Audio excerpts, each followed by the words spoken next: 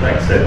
It's great to have you back. And I mean, after we last spoke, I said, I'm sure we'll have you back soon because you're always up to, you're a very busy person. But then you got so many complaints, you said we cannot listen.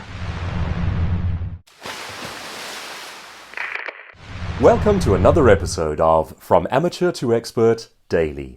If you haven't already done so, please hit subscribe so that you don't miss your daily tools, tips and tricks for becoming a top expert and prospering in your life.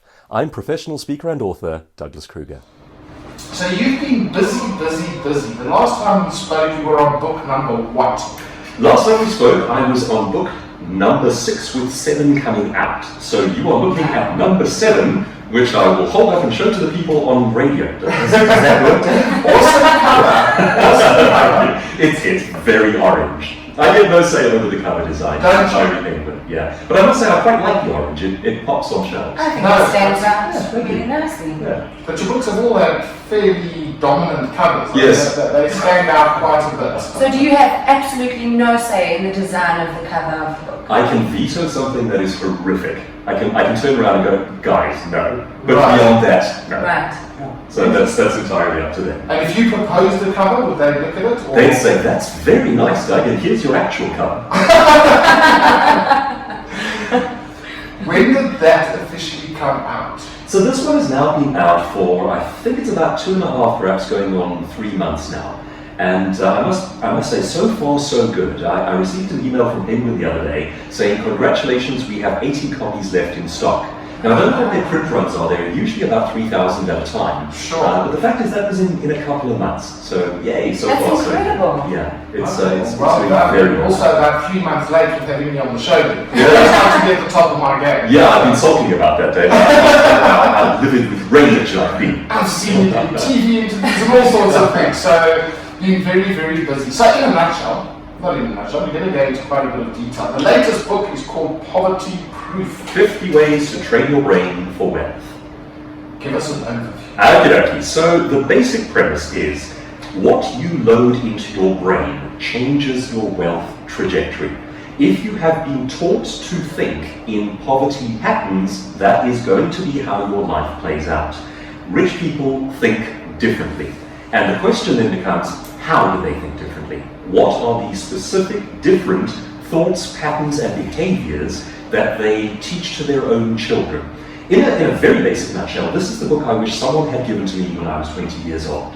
And it was written in that spirit, this kind of idea of, if I could have a book handed to me at the age of 20, what would be in it? And I said, well, I'm going to write that book, and that's what you see before you now. Okay, I need you to go into a little bit of detail about this mindset, and I'm going to No, I'm fine now. It's already been 5 minutes.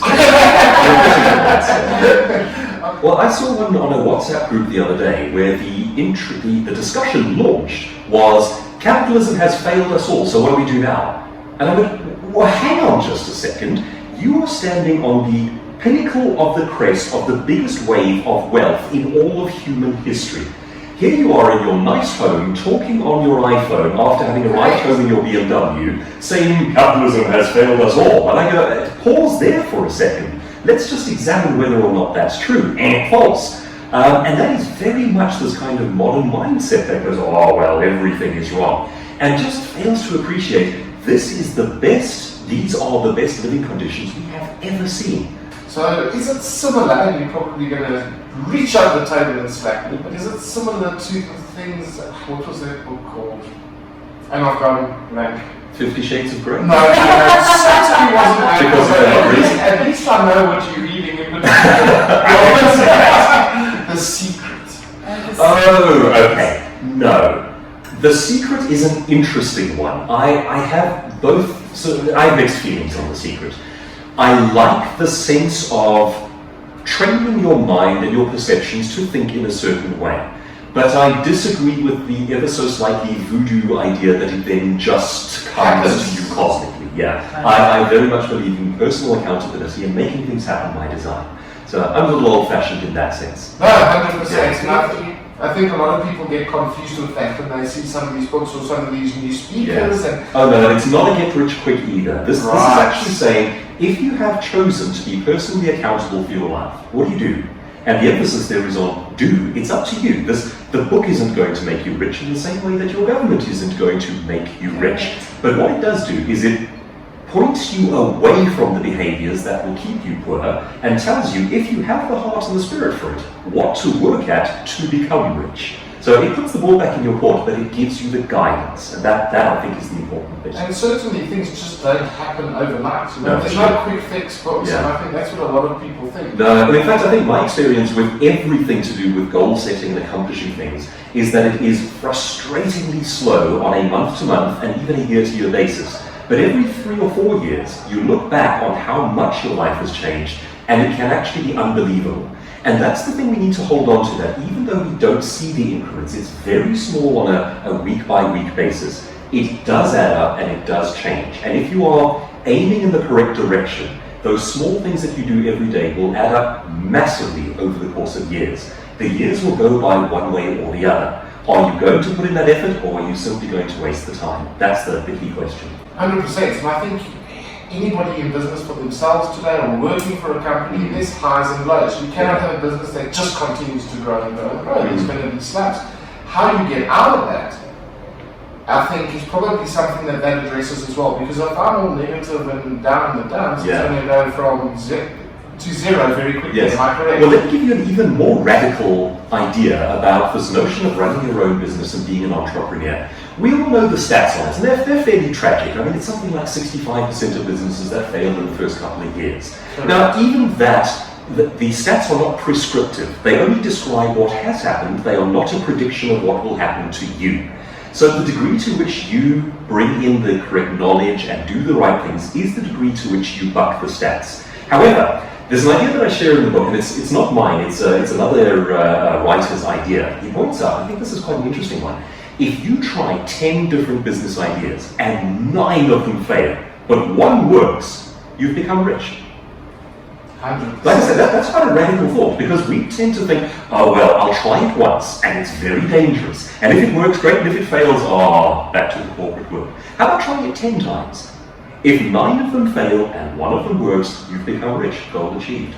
You fail 100 times, but as you said, it might be 10, it might be 100 Yes. times. There's got to be one gem in there somewhere. Yeah, that failure dynamic is very interesting. You know, as speakers and writers, we tend to want to talk about the successes because that's fun for us. Yes. But the real value for our audiences and our readers is actually what we've tried that didn't work.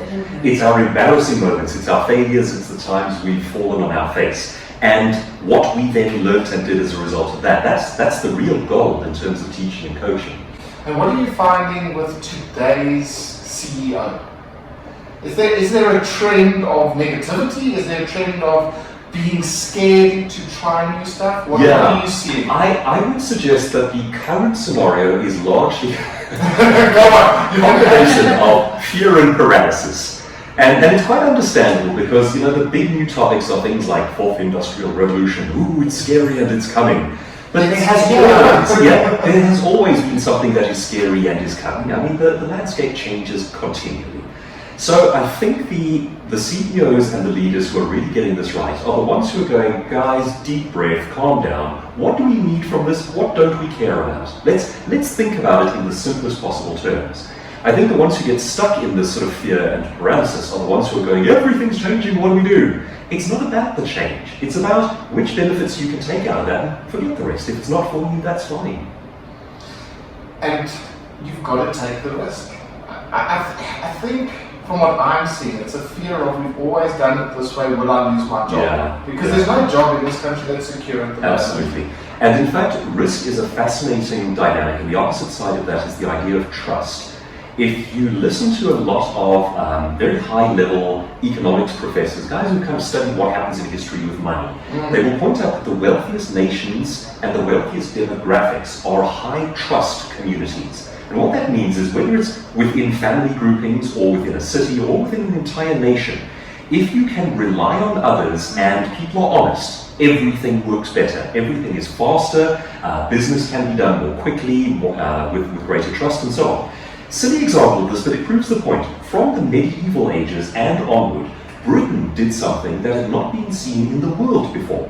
Their government upheld the rights of foreigners doing business with their people. So you've got someone who's he's trading in York, and he's doing business with someone in Belgium, and he does a sour deal there. The guy from Belgium comes to the English courts and he says, uphold it. And the English did. And what that changed is that people from Europe went, England is fair, we can go there and do business. And over the next couple of centuries, I mean, their wealth trajectory it became unknown in human history. So the opposite side of risk is trust. If you have a team you can trust, a group of people you can trust, a nation whose laws you can trust, you can take bigger risks. Unfortunately, we have recently been voted one of the most corrupt nations, and that's not helping us from a business perspective. No, not at all. If you can't trust your laws, how can you take risks? That's not to say you can't, it makes it harder. Absolutely. So you must be seeing a lot of patterns at the moment across industries. Yeah, very much so. And you know, certain industries are up, certain ones are down. As with all periods of turmoil and change and so on, it throws some up into the air and pushes some down. Where it lands, nobody knows. So I think one of the interesting opportunities that we can see at the moment is that a lot of large organizations are saying, let's cancel our conventions, our indabas, our retreats for next year. And they're doing it on the grounds of cost saving, which is understandable. But if you know that, what you should be doing as the competition is going, the big player is not going to be doing anything strategically next year. So what do we do strategically next year so that we can eat their breakfast? And that's where the opportunity lies right now. They say that some of the top companies, the biggest disruptors, those companies did it during the worst recessions. Yes, I can understand that. Just from my own industry, with speaking and coaching, yes. What tends to happen is that the also-rans and the dabblers and the people who are not very serious about it get knocked right off the board. And what happens is that the ones who have taken it seriously, invested in themselves, grown themselves over that period of time, come out on top on the far end. And because of this sort of thinning of the herds as a result of the downturn, the strength of business is actually greater on the far side. So the degree to which you take it seriously now is the degree to which you own your industry later. Right. Yeah. As far as pricing goes, because I mean, I have a look at a lot of conferences. There's some great ones out there, but some of them are horrendous. I mean, a recent one I wanted to attend in Cape Town, which is a 3-day one. It's a design conference. Would have cost me 20,000 Rand for 3 days. 3 full days. It's a fantastic conference. Yeah. But do you think some of these conferences are outpricing themselves a bit? I do think so. And Dave, it's a tricky one to answer because it's always relative to how much value you take away. Yes. I think of an example from my own life. About 10, 12 years ago, which would have meant I was still a fairly new speaker, there was a conference in Dallas, Texas, and it cost me at the time about 40,000 Rand to go and attend. And I was deeply distressed about how much money I was spending and whether or not it would be worth it. Right. And a couple of the ideas that I brought back and implemented changed my own financial trajectory so dramatically that I earned double the next year what I had the year before. Wow. And solidly as a result of what I picked up there. Now, of course, the difference between perhaps our scenarios was that I was so new to the industry that very fundamental, important ideas were news to me.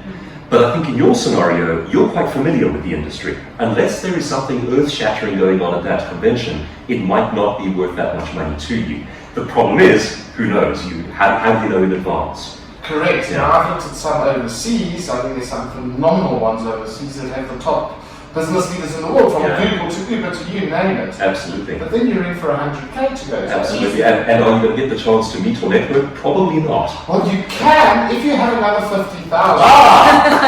It's always There's always That's very clever on their part. So what I've noticed with conferences now, especially the international ones, and it's quite a clever thing, is they have your 1-day pass ticket, your 3-day pass ticket. Right. Then they have gold, which maybe gives you lunch. Backstage. Oh, No.